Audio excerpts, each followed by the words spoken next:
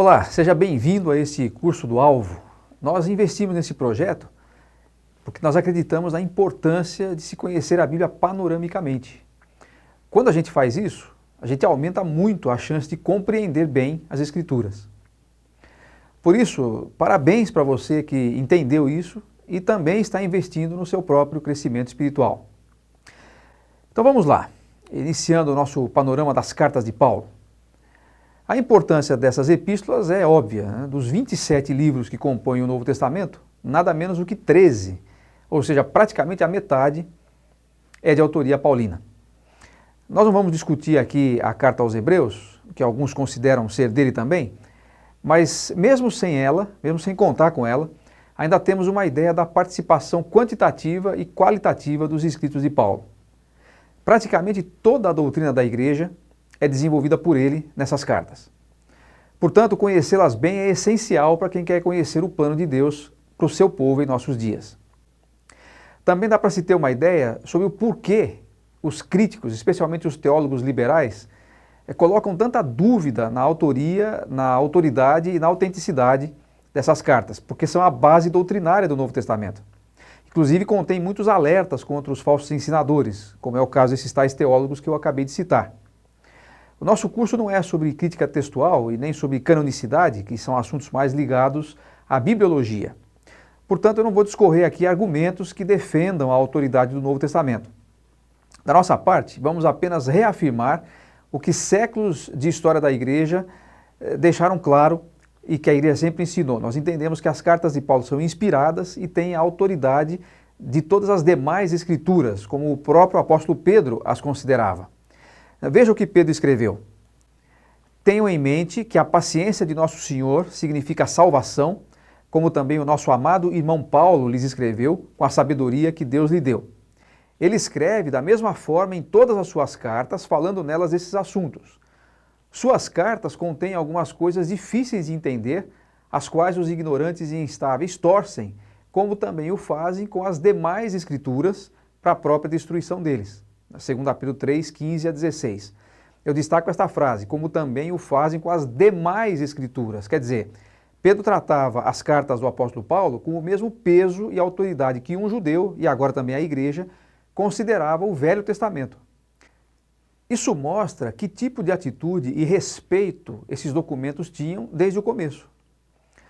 Portanto, nós adotamos, e fazemos questão de deixar isso muito claro, neste curso aqui, nós adotamos a posição em relação às epístolas de Paulo, como de resto a respeito de todo o Novo Testamento, de que elas são a palavra de Deus, que tem autoridade normativa sobre a vida da igreja e sobre a vida dos cristãos, e que são inspiradas por Deus da mesma forma que os livros do Velho Testamento. Isso é muito importante, porque se não for assim, não temos vantagem nenhuma em estudá-los como escritura, elas cairiam na categoria de literatura comum. De fato, o grande interesse dos liberais e dos falsos mestres em fazer isso é justamente porque eles conseguiriam introduzir a falsa doutrina, eliminando assim a autoridade apostólica e deixando a gente sem referência doutrinária. Então nós marcamos nossa posição a favor da canonicidade das cartas de Paulo. Quando nós estudamos o panorama de Atos, nós já vimos a cronologia da vida, das viagens e das epístolas de Paulo. Mas talvez você tenha adquirido este curso sem fazer o anterior. E aí eu recomendo que você faça também o de Atos, que vai te dar uma visão bem mais ampla para estudar as epístolas. Então, primeiro vamos notar que quando Paulo se converte, ele passa um bom tempo, alguns anos, na verdade, se preparando para a sua missão como apóstolo dos gentios. Acompanhe no gráfico que vai aparecer na sua tela agora. E veja que depois de ficar alguns dias em Damasco, logo após a sua conversão, ele vai para a Arábia, onde fica pelo menos 3 anos, conforme ele mesmo menciona na carta aos Gálatas. Depois ele volta para Jerusalém e Damasco, quando pela primeira vez ele sofre uma ameaça séria de morte, e aí ele precisa descer escondido pela muralha da cidade e fugir. Aí ele fica um bom tempo, calcula-se entre 9 a 10 anos, em Tarso, sua cidade natal. Durante todo esse tempo, Deus vai lhe mostrando coisas, ele vai criando uma consciência melhor da relação entre o Velho Testamento, que ele conhecia tão bem, e a aplicação do Velho Testamento e das profecias ao Messias. E ele vai elaborando aquilo que vai depois transparecer nas suas cartas para edificar a igreja. Só então é que ele é chamado por Barnabé para ministrar na igreja de Antioquia, aquela primeira igreja gentílica, e de lá ele é enviado para suas viagens missionárias, e é durante o tempo dessas viagens que boa parte das suas cartas é escrita.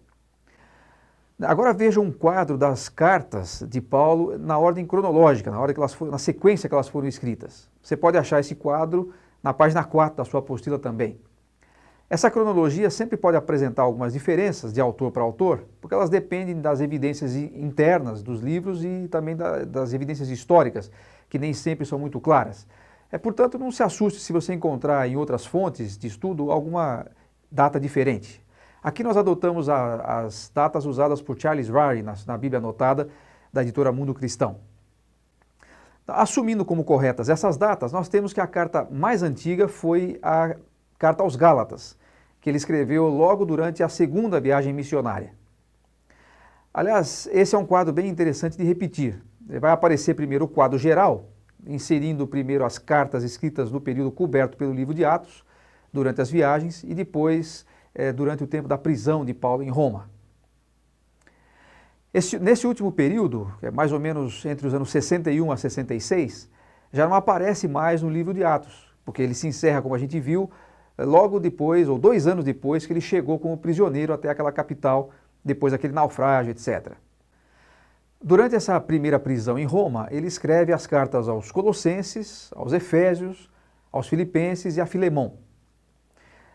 Muitos entendem que depois ele foi solto, e aí ele faz mais algumas viagens, durante as quais ele escreve 1 Timóteo, no ano 63, e Tito, no ano 65, até a sua última prisão, já numa condição bem mais complicada, quando ele escreve 2 Timóteo, no ano 66, que é a última carta que ele escreveu. Nós vamos estudar nesse curso as cartas de Paulo com 2 focos em mente. Primeiro, nós vamos estudar as cartas na ordem que elas foram escritas, dessa cronologia que a gente passou. Cronologicamente, elas não seguem a sequência que aparecem na sua Bíblia. Então, fazendo isso e alinhando o contexto histórico em que elas vão surgindo, você vai ter uma visão muito interessante de todas elas. E o segundo enfoque é que nós queremos oferecer um pequeno resumo de cada uma. É claro que isso não esgota o estudo que você precisa fazer delas. Muito ao contrário disso, nossa proposta aqui é apenas dar uma chave para que você depois mergulhe, tirando as lições mais preciosas e as lições fundamentais que elas contêm. As cartas de Paulo continuam atuais e sempre serão, enquanto a igreja permanecer neste mundo. Então, mais uma vez, meus parabéns por terem embarcado nessa nova etapa de estudos e vamos em frente.